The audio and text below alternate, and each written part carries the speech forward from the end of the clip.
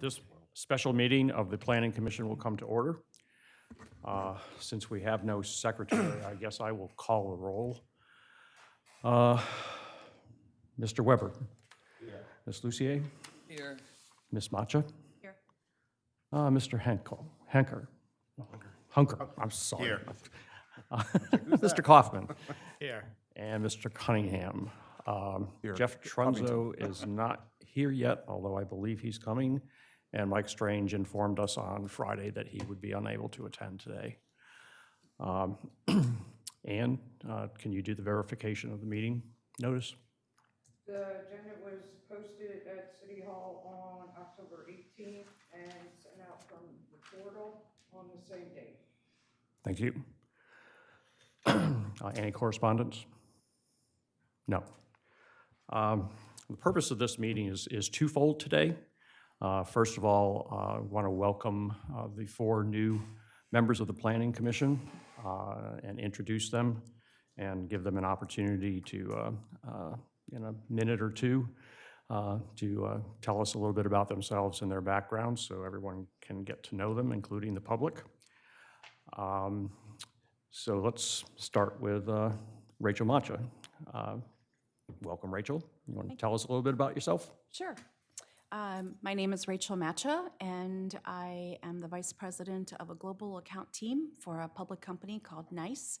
I've been in the business process outsourcing space for the last 15 years, and before that, spent about 10 years with AT&T in various management roles.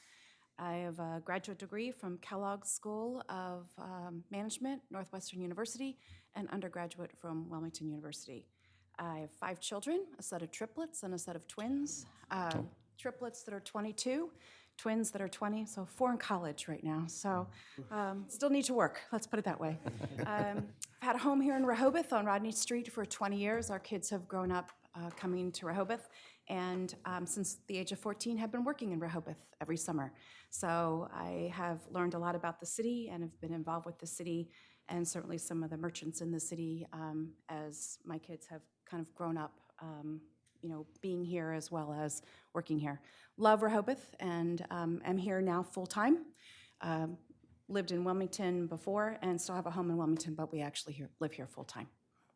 Thank you. And I am married. My husband's name's Rich. We've been married for 36 years. Thank you. Mr. Hunker. Yes, I'm Mark Hunker. I have a business here, a couple of businesses. 2 restaurants here in Rehoboth Beach since 2005. I've had a home here since 2000. I also run and own a defense contracting firm it's based here in DC, Delaware, and here. I work at both places, but supporting special operations forces across the globe.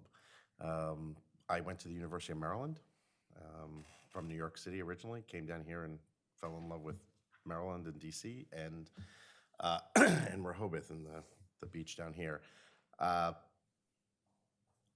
other background, besides that, it was a government employee. I've been a career civil servant. I've been a political appointee, worked for Bill Clinton, all 8 years in the White House. I worked for Governor Cuomo, the original one, back in New York. So politics has been, and the federal government has been my world until restaurants in Rehoboth took me away. So that's my story.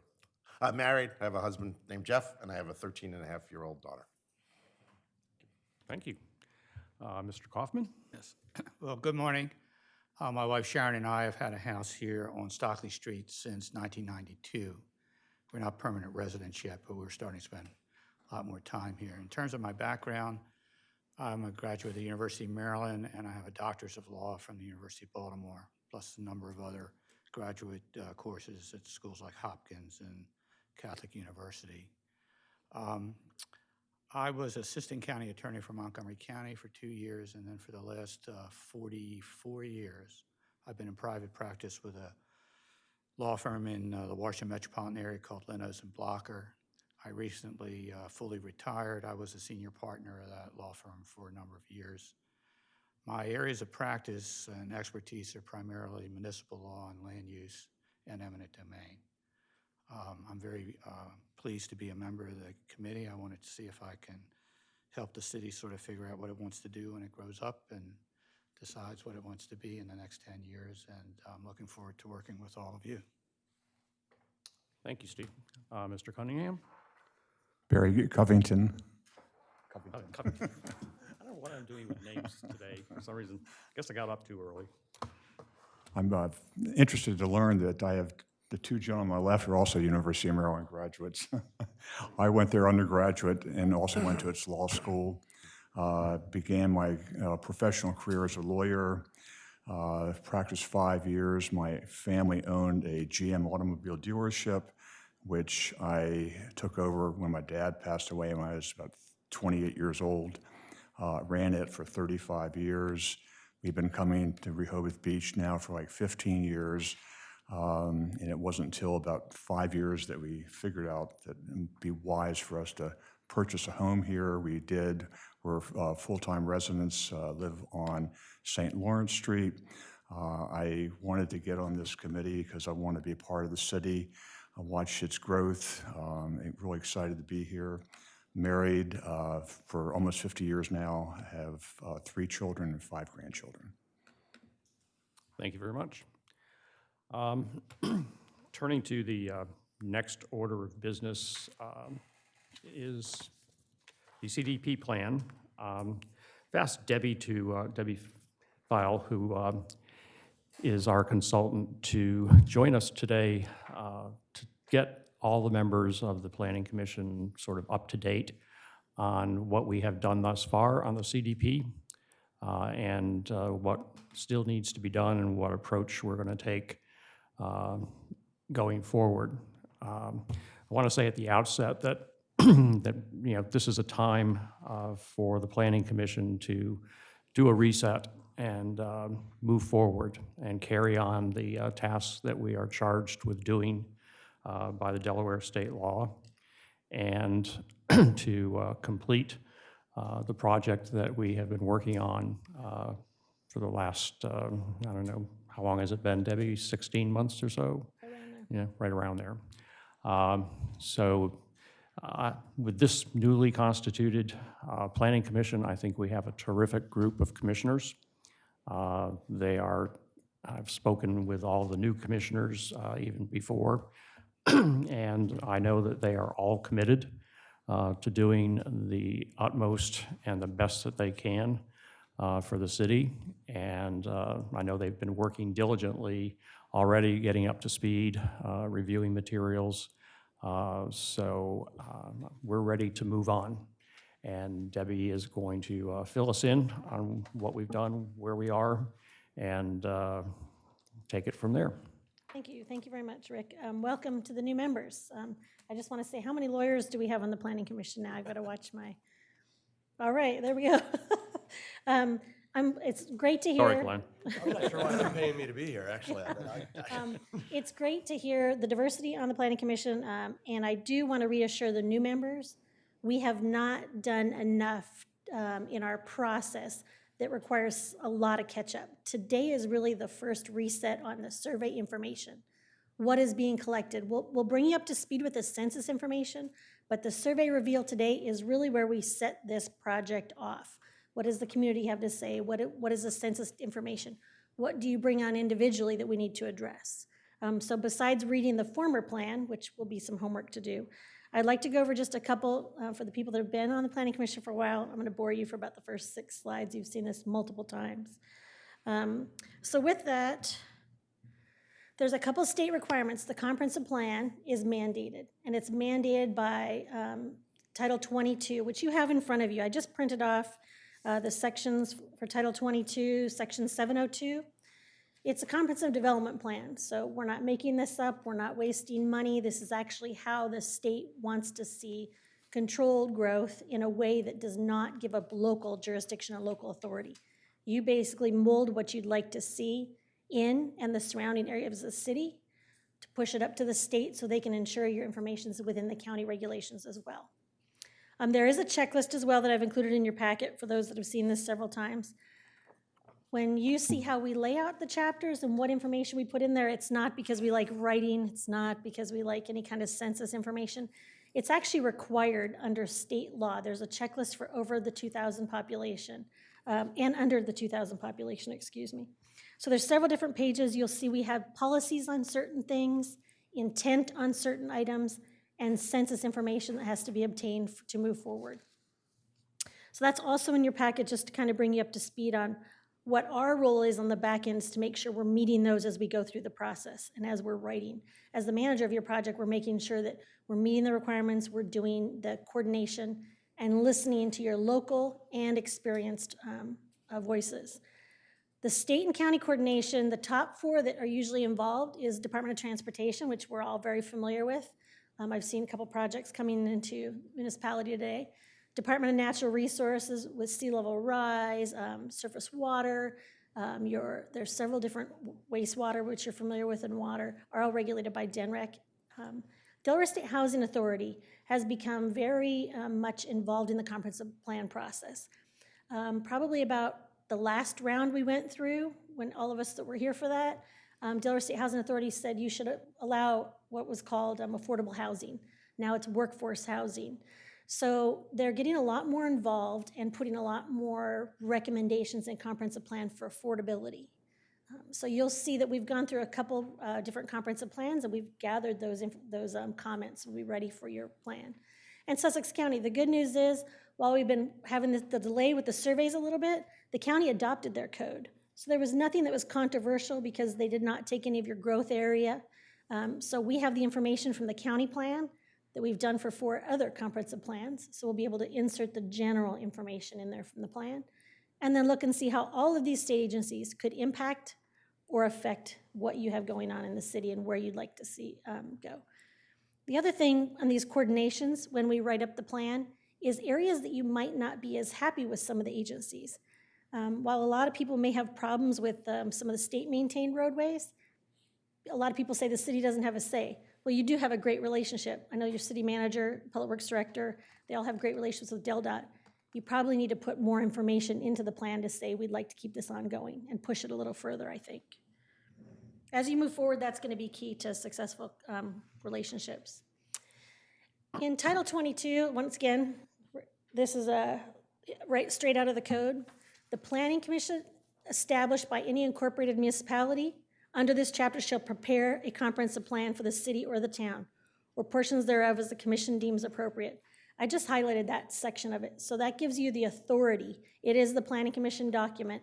However, you're also a recommending board per charter to the council, which Glenn will probably get into that further down as we go through any kind of ordinance rewrites. So I want to let you know that this task is under the comprehensive plan. However, it does have ramifications to the Board of Commissioners, which is financial, operational, policy-driven. So it's very important that everybody's involved in the process.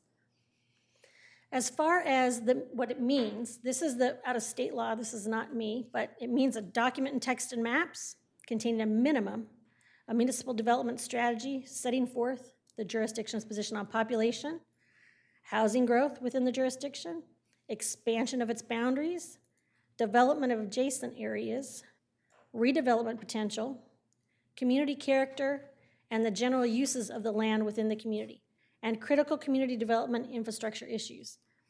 That's quite the run-on sentence that has a lot of information in it, a lot of policy-driven. So while a lot of people might not even understand where the boundaries are for the city of Rehoboth, and we found that through a survey. A lot of people don't understand what the boundaries are. They feel that a lot of information on one, a lot of businesses on one are part of the city. So maybe we can do a better job at making sure the boundaries are out there, as we alluded to with a map in the survey. So a lot of these information, where do you want to grow? How do you want to grow? What's worked? What hasn't? Lessons learned. It's all part of this actual comprehensive development plan. And the comprehensive plan for municipalities of greater than 2,000 population shall also contain, there's a lot more policy driven, as you can see. It's the physical, demographic, economic conditions, policy statements, goals, and planning components. So population over 2,000 is required to have a lot more detail-driven, a lot more policies to discuss the present and the future needs and the judgment of the municipality. And then once again in section C, this is one that, believe it or not, everybody forgets. Once the comprehensive plan is completed, back in the day, it was put on a shelf. We got it done, we got everybody off our back, and it's on the shelf. Those days are over. So this is a living, breathing document. This can be changed whenever it deems necessary. It's got to change with housing trends. So when Rehoboth had a trend from going from smaller cottages to larger lots, there's an opportunity to change the comprehensive plan. There's an opportunity to change policy. There's an opportunity when your population grows even further with tourism, or when off-season used to mean 6 months or 9 months, and now what is off-season? So at any time, you can change the comprehensive plan, but within 18 months of adopting this, a revision, you have to officially amend the zoning map to match the future land use. This is one that's caught a lot of municipalities. I'm not sure we've had that issue in Rehoboth because of the annexation. Growth area has been pretty much maxed out, but a lot of municipalities will pass their future land use ordinance and not have the appropriate zoning. So you have an in-between area in there. The developers will come and figure out which way they want to go. So the state's saying your future land use must match your zoning, and that's within 18 months of adoption of the plan. So what we do is we take a look at your future land use map and make sure it's communicated well through your zoning map. Any inconsistencies, we'll bring that up to the Planning Commission to determine if we should change a future land use map, discussions with the property owner, change of the zoning. I don't anticipate, knock on wood, any at this time, but we have not done a spreadsheet survey based on the mapping at this time yet. So after the comprehensive plan has been adopted, and actually before this took place, certification by the governor, it's the force of law, and no development shall be permitted except as consistent with the plan. So, and Glenn, definitely chime in here, but if my land use is residential and I want to come in and put commercial in there, there's a couple options I have. One is I would come in front of the Planning Commission to say I'd like to amend your future land use map to have it be commercial to what I'm proposing versus residential. And you would hear that process out. And that process is driven and costs absorbed by that developer. Some of those may make sense. Another one is then, I'm not sure if it's special exception you have in Rehoboth or not. We do. They're very rarely used in Rehoboth, but yeah, there is a couple of special exceptions. So, yes. When we adopt the new land use map, do we also have to amend the zoning ordinance?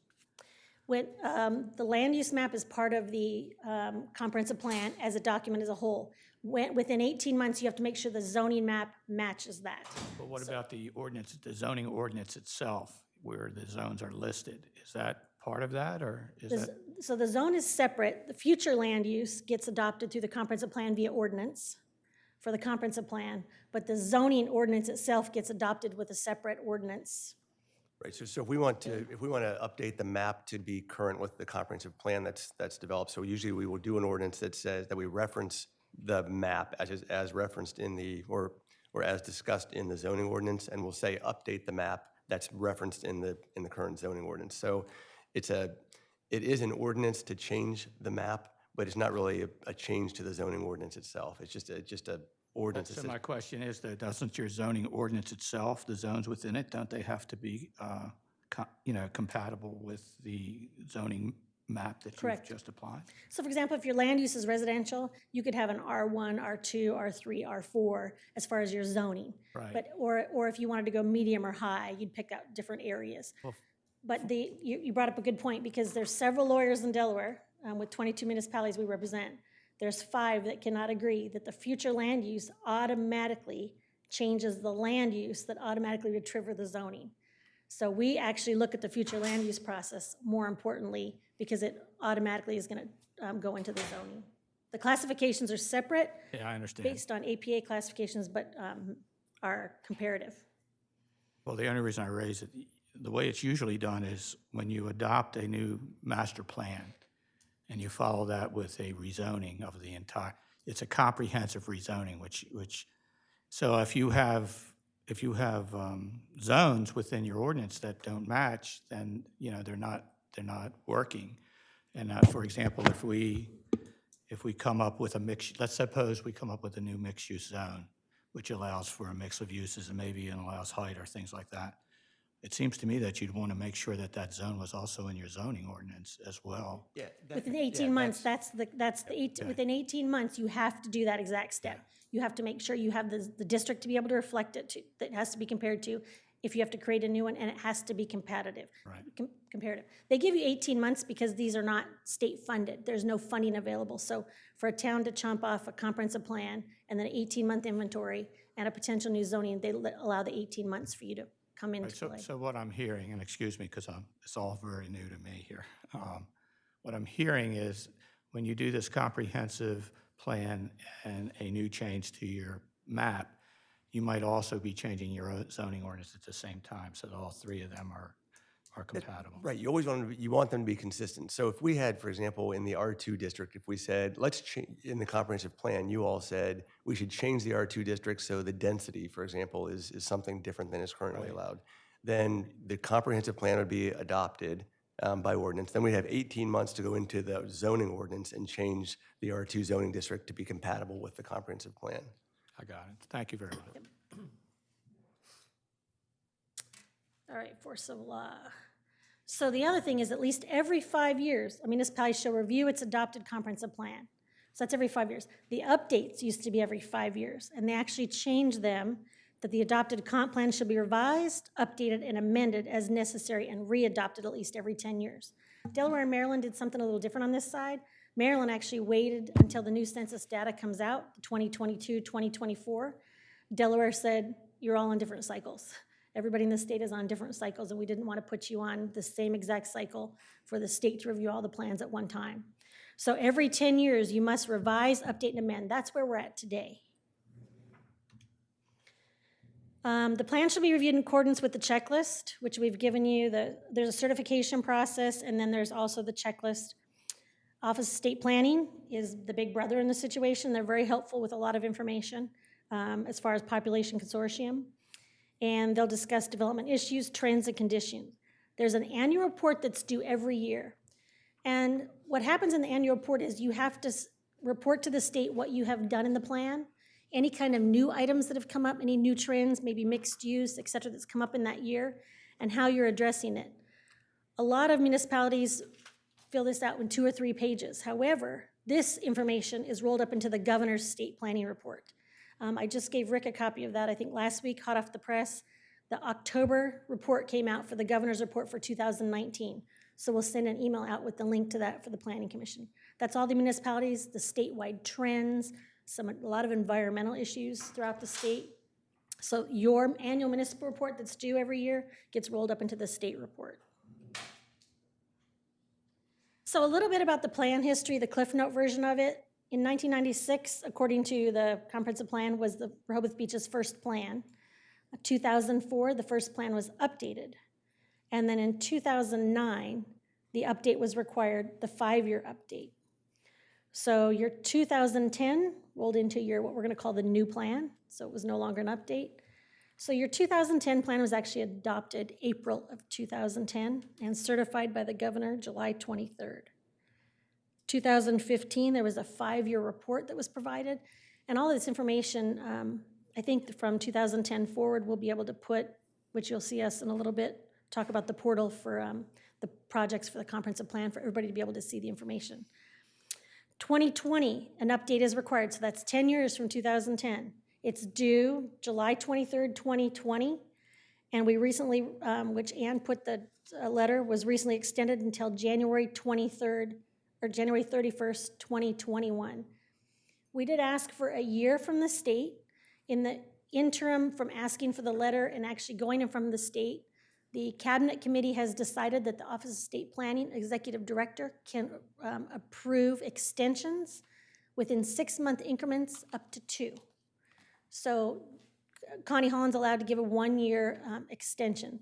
So right now, the extension is good till 1/31/2021.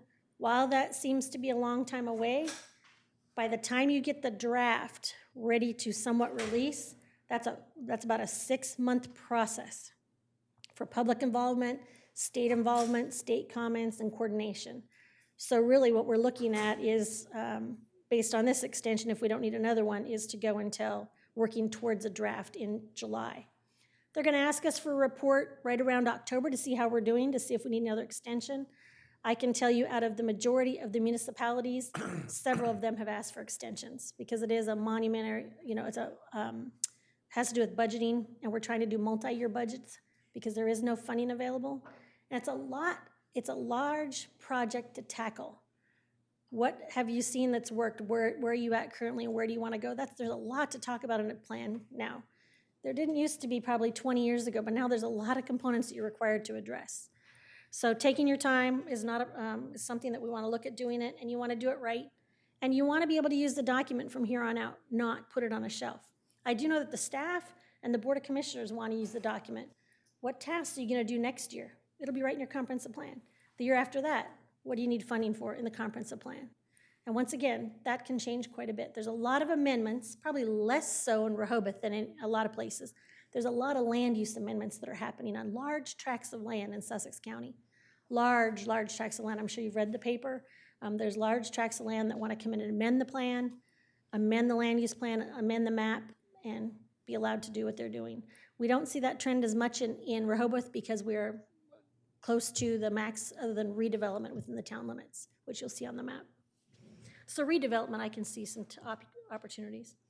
So the 2009 focused on 4 key areas, and these are ones that I still feel are applicable. I think they were really good key areas. The stewardship of your natural resources and the unique environment demands of a coastal community. The city's resource and service capabilities and the demands placed by residents and visitors. The continued residential ambiance, resort attractiveness, and favorable business climate. And planning for physical and functional change in Rehoboth.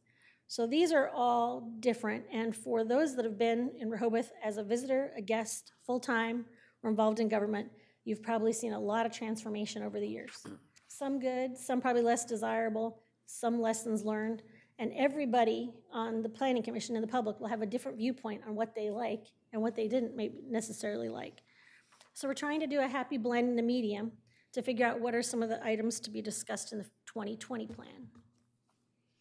So the project scope had 4 phases in this. We scoped the project for about a year with the Planning Commission. I think we had a couple meetings with the Planning Commission and the former Planning Commission chair. We broke it down into 4 phases. Identify the resources and data collection. So the data collection is ongoing. We are still collecting data. The governor's report just came out. We review it, we highlight it, we pull it out for the municipalities we're working for. It goes in your file. When it comes time to write, we pull that data in.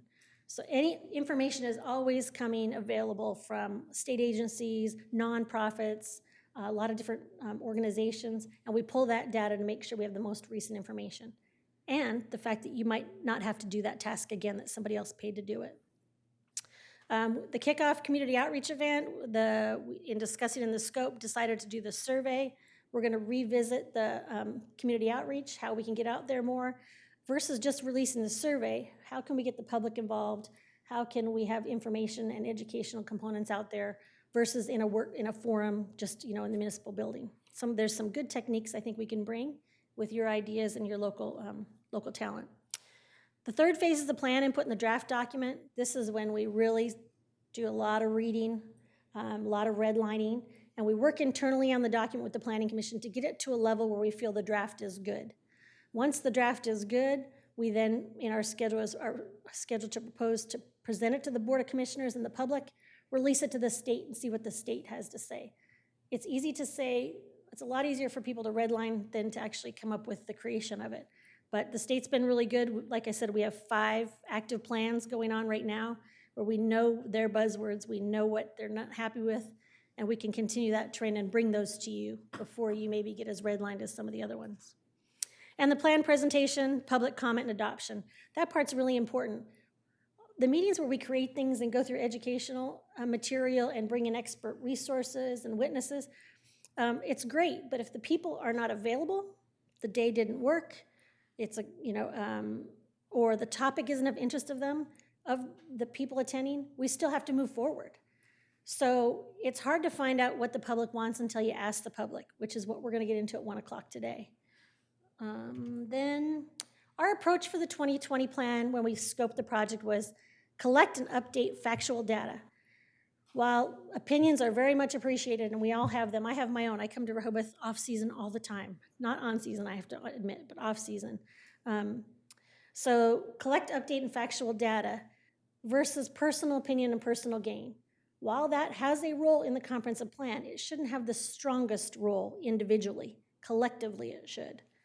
Ensure proper information is easily available. So we want to create the portal on the city's website to make sure that we have a project, the information's all there for those that want to be involved or can't make it to a meeting because they have a business or they're maybe not full-time or they're out with their grandkids or enjoying life and they want to read it at night. Attain community input is very important in any public process, especially when you're shaping the vision moving forward. We also want to provide ample time for the draft review and comments. How long is too long? How short is too short? That's to discuss in our schedule. Anywhere from a 30 to 90-day process usually works pretty good. It never works. I can tell you, never ever works between November and December. Everybody says they're going to read it during the holidays. They do not. Thanksgiving coma does not make you read a comprehensive plan. So lessons learned, we try to stay away from those holidays as much as possible and meetings. Review, track, and prepare recommendations for all the comments. That way we can see what has been done since the last document. And once again, we have to ensure we're compliant with that checklist. And then, of course, we have to obtain approvals from the local, state, and county. It also has been challenged by some municipalities to not have approval from the state.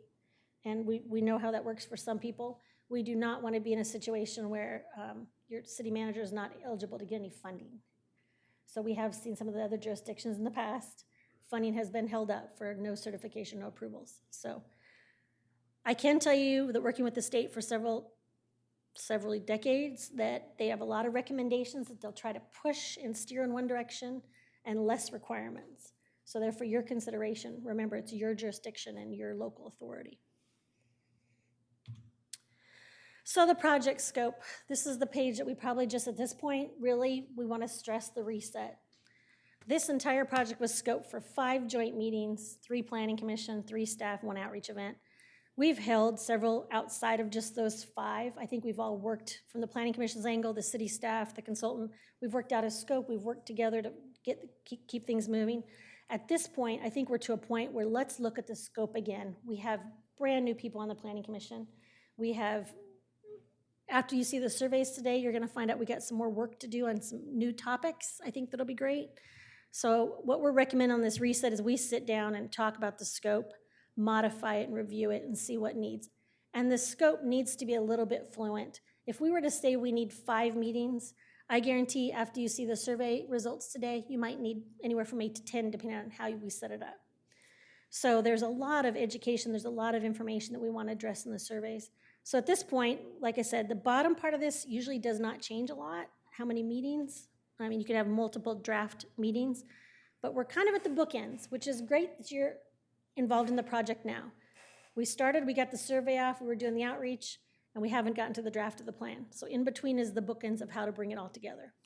So the new members, you have not missed a lot. You're gonna be able to review the survey information, but you have not missed a lot in the process as of today. So we are not wasting anything that we've done. We are using this as a reset opportunity for professionalism and managing your project moving forward. We haven't been sitting on our heels as well at our office. The disconnect is probably one of the hardest things on tasks. So if the Planning Commission is doing things without the consultant's knowledge or input or feedback back, or acceptable feedback, we can't help put it in the document. So you're basically gonna take on the role of being a partial author to this as well. So just keeping us in the loop and letting us know when you're having meetings, what topics are going on, and us to be able to give you information of lessons learned or great expert resources. We can have speakers come in all the time that are experts and can bring factual data. We have some new studies that just came out this last 3 months. So there's a lot of information that I think we can work together to bring it all to get a good product. So the first thing we did was, once again, the members that have been here, this will be a boring slide for you, but we said, let's take the old plan and let's go sit in front of the state and let's find out what they want us to do. So we had a pre-update plus meeting.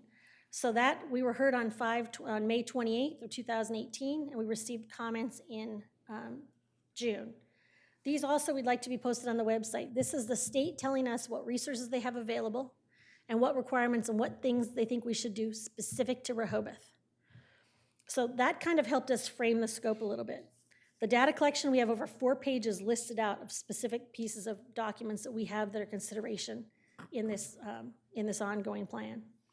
The SWOT analysis, for those that were here for that process, we had the city staff, Board of Commissioners fill out a strength, weaknesses, opportunities, and threats worksheet. We compiled all that information together, so I'll be able to email you the results of that information. It was anonymous. It was eye-opening to hear from the city's perspective of the staff, the Board of Commissioners, sometimes different than the Planning Commission. Once again, the Sussex County Plan we reviewed. We're updating your maps as we are discussing today. And department manager interviews. Our first round of those are completed. We have some more information we want to bring back to you that you probably are not aware of. How many permits? How many properties do we have for businesses? Some of that factual data collection, if we can find out how many years back we've got good data, let's be able to try to put it in the plan and look at the trends. And the outreach surveys are completed. We'll be going over that today. And our census data collection was completed. So the charts, tables, and graphs, we can send you the census information. That was a presentation that was already completed as well. And there was a lot of controversy over whether the information was good or not. While we can always disagree with information that comes out from a survey or information that comes out from the census is the required portal to be used for the state comprehensive plan. So we'll be using that information. However, if we disagree and we do not have factual data to be able to back up the discrepancies in numbers, we can form an opinion as well to say we feel this number is too low or too high and justify it. But everything is based on the census data or the Delaware Population Consortium. So part of our project reset, under the new leadership and the members, one of our first recommendations we have is to meet with the city manager, the chair, and the vice chair, and have a just really good discussion over lessons learned moving forward, identify the roles and availability. I can tell you just this past week, Rick has been available very much late at night, I kept him early this morning, which is why he's tired, to go over the presentations, to talk about guidance, to get some local information. I do view that the chair and the vice chair are the portal to the Planning Commission, and I think that situation, whoever the chair is appointed in that situation, will figure out how the Planning Commission needs to best run. What I'm not trying to do is have sidebar conversations with 9 different people. I think that's probably, if you've worked effectively, that's less of an approach to take. Review and modify the project scope. We're looking forward to that as much as the Planning Commission. So how this was scoped and how it's being ran are 2 different things. We'd like to actually get back to modifying and reviewing your scope. Recommend approach for future meetings. One of the biggest challenges we've had is not a lot of dialogue with the Planning Commission, members individually at the meetings. So input through the Planning Commission chair, input at the meetings, to have a work session and roll up your sleeves versus me talking at you and you talking at me. I'd like to have dialogue between both of us because everybody's input is very important. And I think that workshop type approach works really well versus a standard meeting where you kind of do the them and us approach. Prepare the projected project schedule. This is important. We run a business, just as you probably all have run a business or are currently run a business. So when something is not on the schedule, something else has to go to the side. So we project our work out. We're very flexible. I always have been flexible. I've worked nights and weekends, but we actually project our schedule out with our projects. I know from the minute I get a comprehensive plan started to when it's completing for the other municipalities. In Rehoboth, I'd like to know what the next meeting is. So we'd like to look as much as you on a project schedule and approach that helps us stay organized. It helps us do the background information of what you need for each meeting, and it helps us eliminate some of the surprises. So that would eliminate Wednesday call before the Friday meeting. We want to be prepared for you. And we do work hard to do that, as our other clients can attest to. Coordinate the current project information portal. I think this one's really important. The city has a great website portal. We'd like to have a dedicated page just for the comprehensive plan, whether we speak with Chris as the PIO or the city to say, where's the best spot to put this? And all the presentations, all the information we've collected, everything could be on that portal for if somebody misses a meeting or wants to pull the information. As a Planning Commission member might miss a meeting and you need the information back. even though Ann's good at getting that to you. And we'd like to provide monthly activity reports. I think this is important. We'd like to go versus just through our billing cycle. So on the Planning Commission's end, we're saying obtain the previous meeting information. Ann's got the majority of that available, or the Planning Commission chair can, once that's assigned, can go through the list.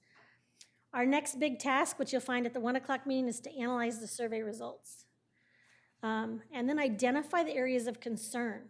So this is where we were talking about in the beginning. Rather than us say what we're concerned about right now, we have the census information, the SWOT information, the community survey information. Now we take all of that, categorize it, and have the local planning commission areas of concern once we get all of that information analyzed. So categorizing these items to further address. I think this is a big one. One thing I do want to let the Planning Commission know very clear is while you do have the weight of your shoulders of the comprehensive plan on your back, you do not have the weight of the operation of the entire city on your back. Unfortunately, that's with Sharon and the mayor and the Board of Commissioners. So you'll see us come up very strong on this is operational. This is land use driven, this is comprehensive planning driven. So there's policy categories and operational. For example, something may say the code enforcement officers need to work on Saturday. Well, that doesn't have to be in the comprehensive plan. Maybe that is a task driven from, we feel that the trend is the code enforcement is lacking in off hours and not catching people during the work on the weekends. Operationally, it's up to the mayor and council, or the town manager and the staff to determine how they can address that situation. So we definitely want to make sure we're not running the city on this side on the Planning Commission. We're giving recommendations, land use components, and addressing the areas of concern so they can be operationally driven. So you don't have to have all of the answers in the plan. There's an implementation section. Some of these will be one-offs. For example, mixed use. If we talk about the mixed use, we talk about the land use. We could talk about pros and cons, height, bulk, and area. Specific, we can get as generalized as we need to, but the one-off of that is there's going to have to be a land use category, as you alluded to earlier, Steve, as you alluded to the land use category, the zoning, and you're going to have to rewrite your zoning code.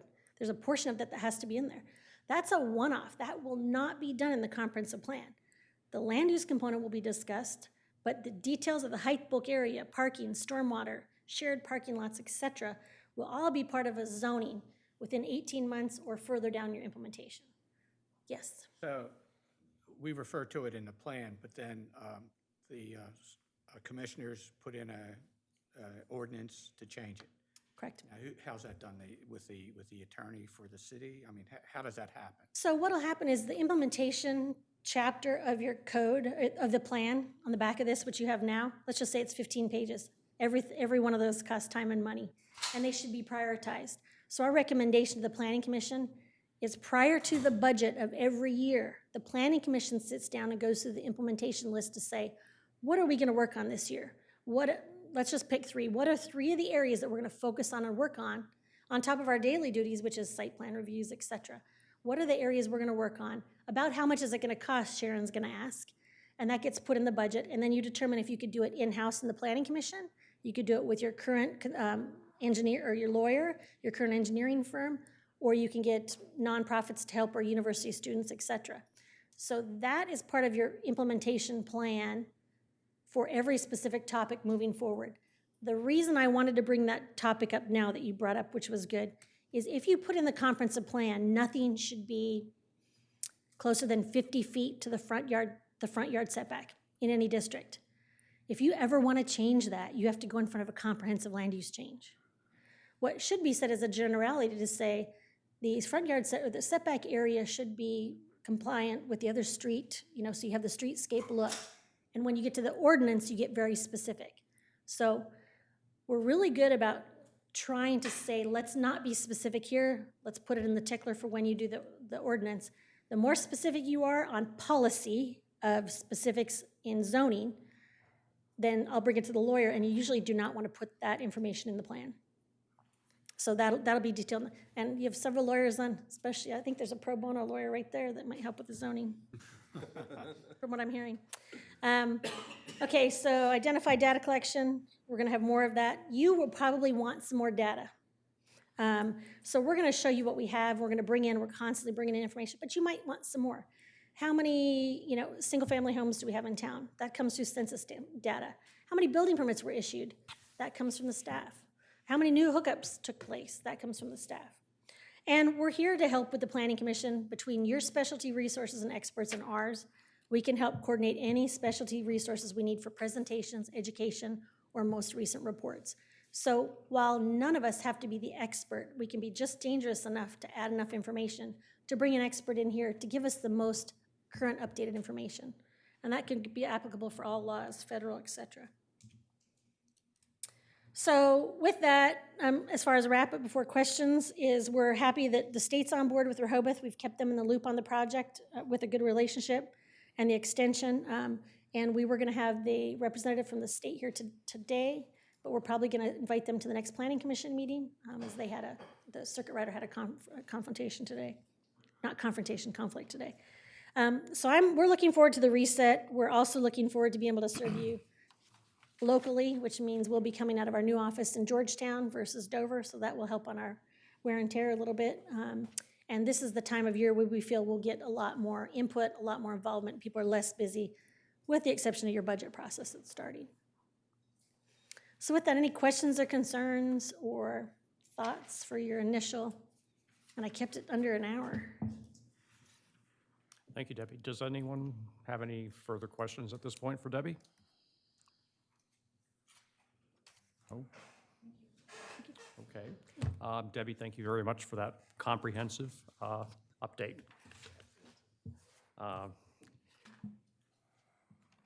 If there's no other comment on this, I'll entertain a motion to adjourn. Someone? I have a motion. Second? I'll second. We have a second. Meeting's adjourned. Oh, I guess I should take a vote.